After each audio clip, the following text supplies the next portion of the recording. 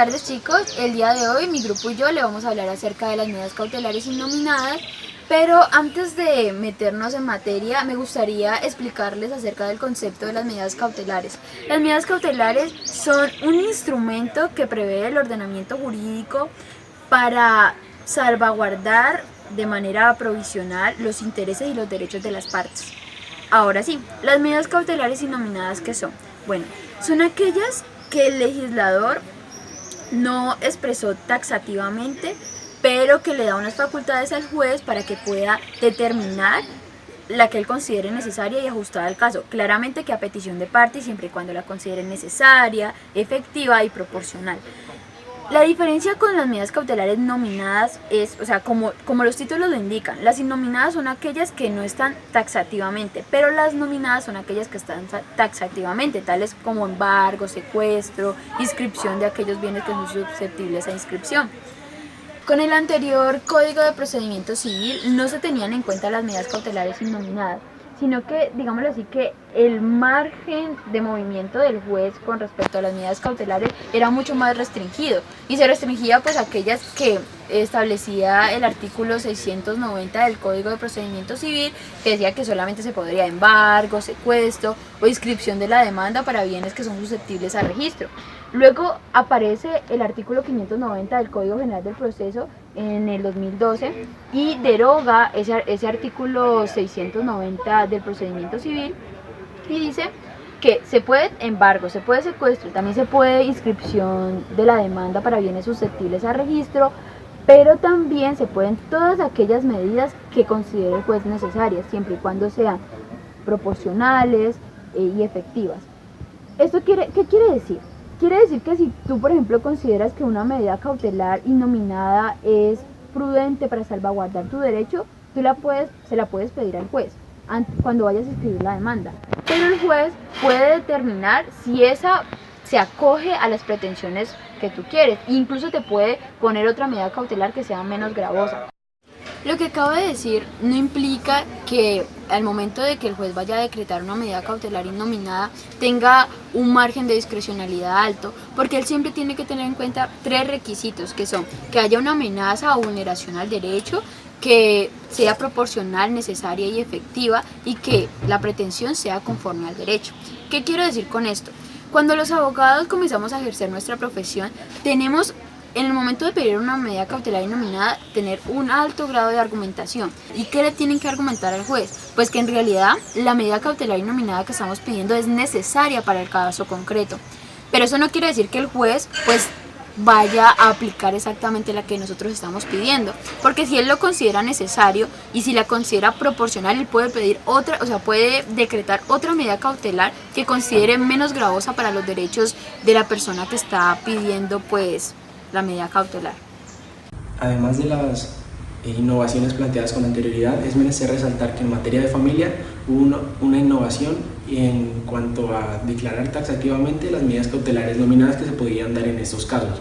También al dar apertura a las medidas cautelares innominadas, a las cuales se les deja un hueco, por así decirlo, en el cual cabrían todas las posibilidades fácticas no contempladas en estas. En estas encontramos en las medidas cautelares nominadas que los hijos pueden darse al cuidado de un cónyuge, de los dos o de un tercero en cuyo caso se dé.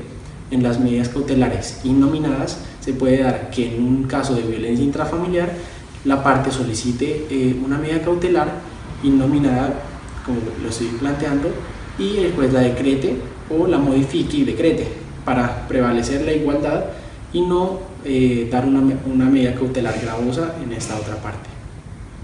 No obstante, es de suma importancia resaltar la conexidad que tiene con la tutela judicial efectiva, en la cual, según el doctor Carlos Tronches, es importante resaltar que estas medidas cautelares nominadas en principio tenían una crítica a la taxatividad, en la cual se criticaba que solo existían unos modelos en los cuales no caían todos los supuestos jurídicos, por lo cual se crean las medidas cautelares innominadas. No obstante, no me quedaría ahí y seguiré con el siguiente ítem, que es cómo este se relaciona más a profundidad. Entonces, vemos una conexidad con el artículo 228 y 229 de la Constitución, en los cuales se establece que en el 229 se establece que todo el mundo tendrá derecho al acceso a la justicia, en lo cual es menester resaltar que es importante que se decrete una medida cautelar innominada o nominada para que el acceso a la justicia no viole el derecho a la igualdad en principio, en el cual en el artículo 13 de la misma Constitución establece que se tendrá que todas las personas nacen iguales ante la ley. Entonces, ante esto se puede establecer que, según Finzi y Calamandrei, si la medida cautelar innominada se da para evitar el daño marginal que el proceso puede causar o ayuda a causar, entonces se tendrá un equilibrio y una igualdad material ante la ley. En el artículo 228 de la Constitución se establece que ¿por qué es importante la medida cautelar? Porque ayuda a la prevalencia del derecho sustancial. Para solicitar y decretar medidas cautelares innominadas debemos tener en cuenta que se puede hacer a partir de la inscripción de la demanda a petición del demandante. El demandante debe de dar las especificaciones que tiene estas medidas cautelares. El juez debe de estudiar unos requisitos que debe cumplir estas. Una es razonabilidad, proporcionabilidad, efectividad y necesidad. Si esas medidas cautelares no contienen estos requisitos, el juez podrá solicitar otras medidas cautelares menos gravosas.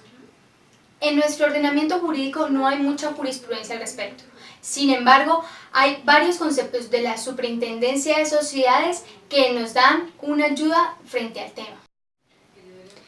El primer concepto emitido por la Superintendencia de Sociedades es la Cámara de Comercio de Barranquilla contra unas sociedades. Aquí la Cámara de Comercio pide unas medidas cautelares innominadas, ya que se quiere es la suspensión provisional de las matrículas de dichas sociedades. Básicamente lo que pretende la Cámara de Comercio es que estas sociedades no participen en una elección que se va a realizar dentro de la entidad.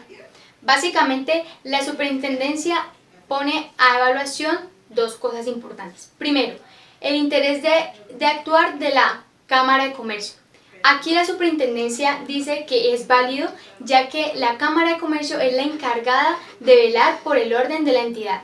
Segundo, la proporcionabilidad y la razonabilidad de la medida.